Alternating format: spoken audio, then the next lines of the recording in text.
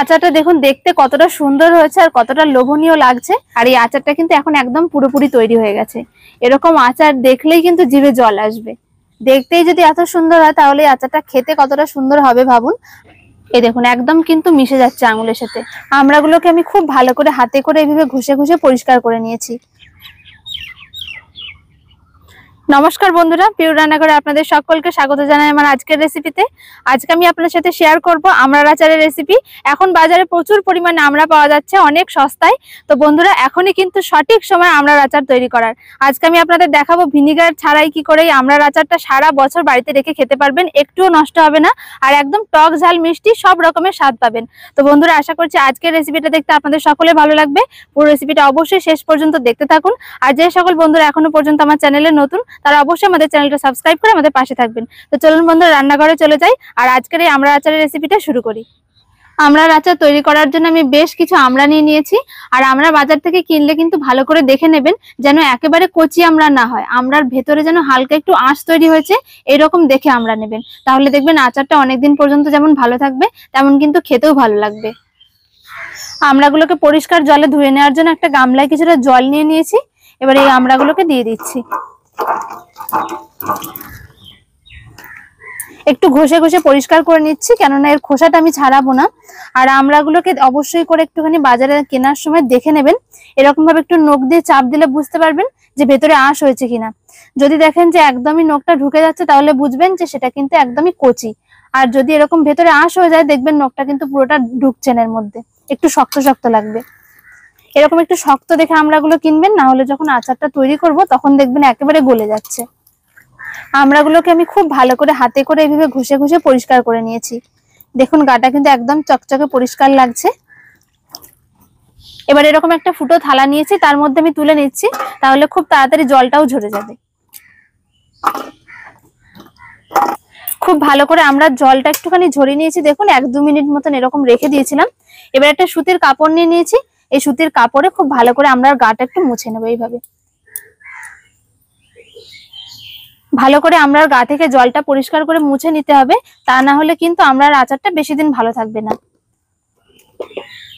এরকম ভাবে একটুখানি মুছে নিচ্ছি ভালো করে। আর এতে করে দেখবেন আমরার গায়ে যদি কোনো রকম ধুলো নোংরাও লেগে থাকে সেটাও কিন্তু উঠে যাবে। যদিও ভালো করে আমি পরিষ্কার করে ধুয়ে নিয়েছি, তারপরেও গায়ে কিন্তু একটুখানি নোংরা লেগেই থাকে। দেখুন একদম চকচকে পরিষ্কার হয়ে যাচ্ছে।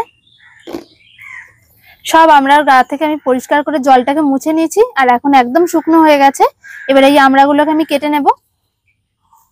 আমড়ার গায়ের এই যে পেছনের বোটাটা, এই বোটাটাকে প্রথমে আমি কেটে নিচ্ছি। যেহেতু খোসা ছাড়াবো না তার জন্য খোসা ছাড়াচ্ছি না আমি। যদি মনে করেন যে খোসা ছাড়াবেন তাহলে ছাড়িয়ে দিতে পারেন। এবারে মাঝখান থেকে চিড়ে দেব।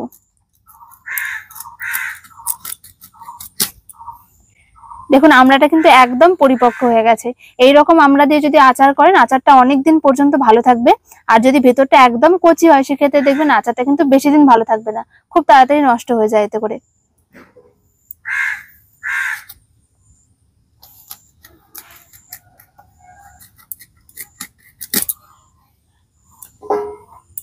সব আমড়াগুলোকে আমি কেটে নিয়েছি আর একটা থালাতে নিয়ে নিয়েছি।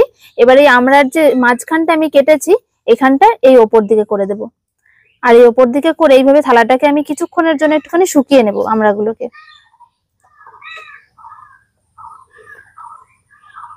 কেটে রাখা আমড়া সমেত এই থালাটা একটুখানি রোদে দেওয়ার দরকার ছিল, তবে এখন যেহেতু মেঘলা আকাশ রোদ্দুর নেই, আমি পাখার নিচে আধ ঘন্টা মতন এরকম ভাবে রেখে দেবো। তাহলে এই যে কাটার ওপরে যে জল জল ভাবটা রয়েছে আমড়ার ওপরে এটা কিন্তু আর থাকবে না, শুকিয়ে যাবে। আর যদি রোদ্দুর থাকে তাহলে রোদ্দুর আধ ঘন্টা রেখে দেবেন, তাতেও কিন্তু হবে। যতক্ষণে আমড়াটা একটুখানি গাটা শুকিয়ে যাচ্ছে তার মধ্যে আমি মশলাটা রেডি করে নেব আচারে দেওয়ার জন্য। তো কি কি নিয়েছি বলে দেবো, আর এগুলো একদম শুকনো খোলায় ভেজে নিতে হবে। এখানে আমি নিয়ে নিয়েছি 1 চামচ গোটা জিরে, 1 চামচ গোটা ধনে, 1 চামচ গোটা মৌরি, আর খুব সামান্য একটুখানি রাঁধুনি নিয়েছি, আর নিয়েছি 5-6টা শুকনো লঙ্কা। এখানে শুকনো লঙ্কাটা প্রথমে কড়াই দিয়ে দিচ্ছি ভাজার জন্য। আর ঝালের পরিমাণটা একটু কম বেশি করে নিতে পারেন, যেহেতু আমরা খুব টক হয় তার মধ্যে যদি একটু ঝালটা বেশি থাকে তাহলে কিন্তু টক ভাবটা অতটা লাগবে না। শুকনো লঙ্কাগুলোকে প্রথমে একটু হালকা করে ভেবে নেড়ে নিয়েছি। এবারে বাকি যে মশলাগুলো নিয়েছিলাম সেগুলো সব দিয়ে দিচ্ছি।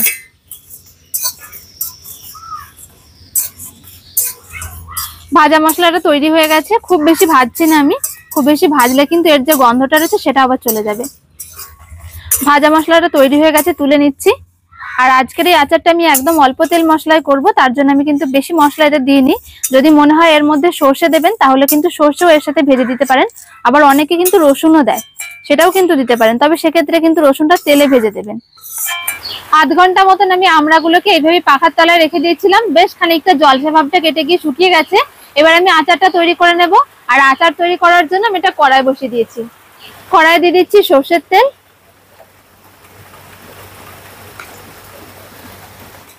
আচারটা কিন্তু অবশ্যই সর্ষের তেলে করবেন, তাহলে দেখবেন আচারটা অনেক দিন পর্যন্ত ভালো থাকবে।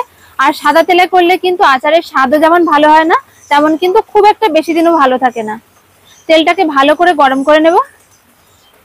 তেলটা ভালো করে গরম করে নিয়েছি। এবারে দিয়ে দিচ্ছি এখানে 1 চামচ কালো জিরে, এর সাথে দিয়ে দিচ্ছি 1 চামচ মৌরি আর 1 চামচ হিং দিয়ে দিচ্ছি। হিং দিলে কিন্তু এই আচারটা অনেক দিন পর্যন্ত ভালো থাকবে। আর যেহেতু আমি ভিনেগারটা ব্যবহার করব না, তার জন্য কিন্তু যারা ভিনেগার ব্যবহার করবেন না আমার মতন, তারা অবশ্যই করে হিংটা দেবেন। হিং দিলে আচার অনেক দিন পর্যন্ত ভালো থাকে।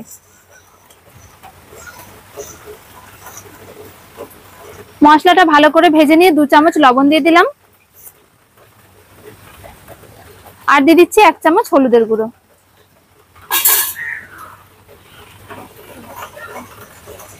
আচারের মধ্যে যদি লবণটা এরকম তেলের মধ্যে ভেজে দেওয়া হয়, তাহলে লবণের মধ্যে যে জলা ভাবটা থাকে সেইটা থাকে না। এবারে আমি আমড়াগুলোকে দিয়ে দিচ্ছি।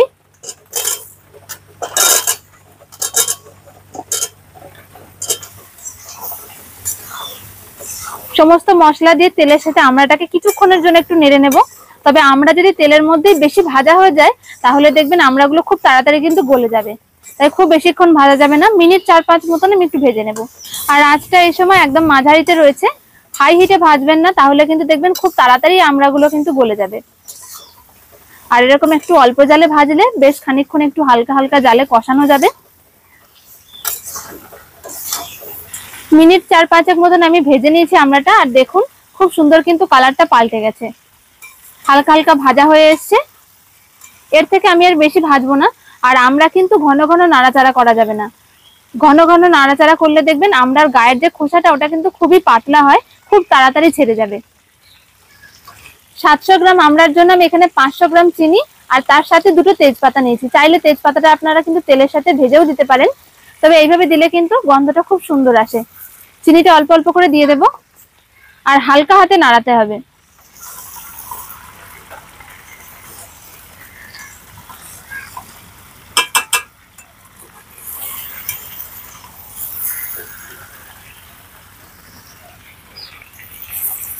বাকি চিনিটাও দিয়ে দিচ্ছি। চিনিটাকে খুব ভালো করে মিশিয়ে নিয়েছি। এবার আর ঘন ঘন নাড়াচাড়া করব না, এরকম ভাবে হালকা হাতে একটুখানি উঠিয়ে দিতে হবে। এইভাবে উঠিয়ে উল্টে দিতে হবে। বেশি নাড়াচাড়া করলে আমড়াগুলো দেখবেন একদম কিন্তু গলে যাবে। মাঝে মাঝে এরকম ভাবে মিশিয়ে নিতে হবে আর একটুখানি করে জাল করে নিতে হবে, তাহলে দেখবেন খুব সুন্দরভাবে চিনির রসটা এই আমড়ার মধ্যে চলে যাবে। আর যদি ঘন ঘন নাড়াচাড়া করেন সেক্ষেত্রে কিন্তু আমড়াগুলো একদম এই চিনির সাথে গলে যাবে, তখন কিন্তু খেতে ভালো লাগবে না। আমড়ার এই আচারটা আপনারা রুটির সাথেও কিন্তু খেতে পারেন, কারণ আমি একদম টক ঝাল মিষ্টি সব ধরনের স্বাদ রেখেছি। আর যদি মনে হয় একদম খুব মিষ্টি করবেন, তাহলে এরকম 700 গ্রাম আমড়ার জন্য 600 গ্রাম চিনি দিয়ে দেবেন, তাহলে দেখবেন খুব সুন্দর মিষ্টি হবে, একদম পুরো মিষ্টিটা। কোনো রকম নাড়াচাড়া করা ছাড়াই আমি মিনিট 5 মতন একটু জাল করে নিয়েছি। আর দেখুন চিনিটা কিন্তু খুব সুন্দরভাবে গলে গেছে। কালারটা যাতে আচারের মধ্যে ভালো আসে তার জন্য এখানে আমি 1 চামচ কাশ্মীরি লঙ্কার গুঁড়ো দিয়ে দিচ্ছি। আচারের মধ্যে একটু লাল লাল রং থাকলে কিন্তু আচারটা দেখতে খুব সুন্দর লাগে। আর দেখুন আমি কিন্তু একদম হালকা ভাবে নাড়াচাড়া করছি। এরকম হালকা ভাবে যদি নাড়াচাড়া না করা হয়, তাহলে কিন্তু আমড়াগুলো খুব তাড়াতাড়ি দেখবেন এই খোসাটা উপর থেকে ছেড়ে বেরিয়ে আসছে। আমড়ার খোসা খুবই নরম হয়, তেলে দেওয়ার সাথে সাথে অমনি গলে যায়। চিনিটা যেহেতু খুব সুন্দরভাবে গলে গেছে, তার জন্য আমি এখন আর একটু নাড়াচাড়া করব না। যেমন ভাবে মোরব্বা জাল করা হয় ঠিক সেরকম ভাবে জাল করে নেব। আর মিনিট 10 মতন যদি এরকম মাঝারি আঁচে জাল করা হয় তাহলে দেখবেন খুব সুন্দর আচারটা তৈরি হয়ে গেছে। তো আপনাদের মিনিট 10 মতন জাল করে নেওয়ার পরে তারপরে দেখাচ্ছি আচারটা কেমন হয়েছে। পুরো 10 মিনিট আমি কোনো রকম নাড়াচাড়া ছাড়াই আমরা আচারটাকে জাল করে নিয়েছি। এবার যে ভাজা মশলাটা আমি তৈরি করেছিলাম সেটা মিক্সির জারে গুঁড়ো করে নিয়েছি। এবার এই মশলাটা দিয়ে আচারটাকে নামিয়ে নেব। কোন রকম যেহেতু আমি নাড়াচাড়া করিনি, দেখুন আস্তে আস্তে কিন্তু আমড়াটা খুব সুন্দরভাবে রসটা টেনে নিয়েছে আর কত সুন্দর নরম হয়েছে দেখুন। এই দেখুন খুন্তির সঙ্গে আটকে যাচ্ছে। এইভাবে একটুখানি কেটে দেখবেন তাহলে বুঝতে পারবেন যে আমড়াটা নরম হয়েছে কিনা। গ্যাসের আঁচটাকে আমি বন্ধ করে দিয়েছি। এবার যে মশলাটা আমি গুঁড়ো করে নিয়েছি সেটা দিয়ে দিচ্ছি। এই মশলাটা দিলে আচারটা কিন্তু খেতে দারুণ লাগে। এবার একদম হালকা হাতে এটাকে মিশিয়ে নিতে হবে। দেখুন বেশি নাড়াচাড়া না করার জন্য কিন্তু আমড়াগুলো একদম গোটা গোটাই রয়েছে।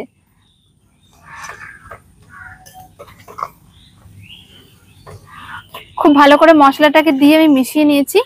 আর এই আচারটা কিন্তু এখন একদম পুরোপুরি তৈরি হয়ে গেছে। এরকম আচার দেখলেই কিন্তু জিভে জল আসবে। আচারটা দেখুন দেখতে কতটা সুন্দর হয়েছে আর কতটা লোভনীয় লাগছে। আর আমড়াগুলো কত সুন্দর নরম হয়েছে একটুখানি দেখাচ্ছি দেখুন। এই দেখুন একদম কিন্তু মিশে যাচ্ছে আঙুলের সাথে, খুব সুন্দরভাবে রসটা টেনেছে। অল্প তেল মশলায় তৈরি আচারটা দেখুন দেখতে কতটা সুন্দর লাগছে। এরকম আচার আপনি যাকে করে খাওয়াবেন সেই কিন্তু আপনার প্রশংসা করবে। আর আমড়াগুলো দেখুন সব কিন্তু গোটা গোটা আছে। আচারটা দেখুন দেখতে কতটা সুন্দর হয়েছে। দেখতেই যদি এত সুন্দর হয় তাহলে আচারটা খেতে কতটা সুন্দর হবে ভাবুন। আর এরকম আচার তৈরি করে কোনো প্লাস্টিকের কিংবা কাঁচের বয়ামের মধ্যে ঠান্ডা করে তারপরে ভরে নেবেন। দেখবেন সারা বছর ভালো থাকবে, রোদে দেওয়ারও দরকার পড়বে না। আর তার সাথে সাথে ভিনিগারেরও কিন্তু কোনো রকম দরকার পড়বে না। ভিনিগার ছাড়াই আচারটা তৈরি করেছি, তারপরেও দেখবেন 1 বছর পর্যন্ত ভালো থাকবে। যারা বাড়িতে আচার তৈরি করেন তারা নিশ্চয় আমের আচারও তৈরি করেছেন। আর বেশ কিছুদিন হয়ে গেছে সেই আচারও প্রায় খালি হয়ে এসেছে।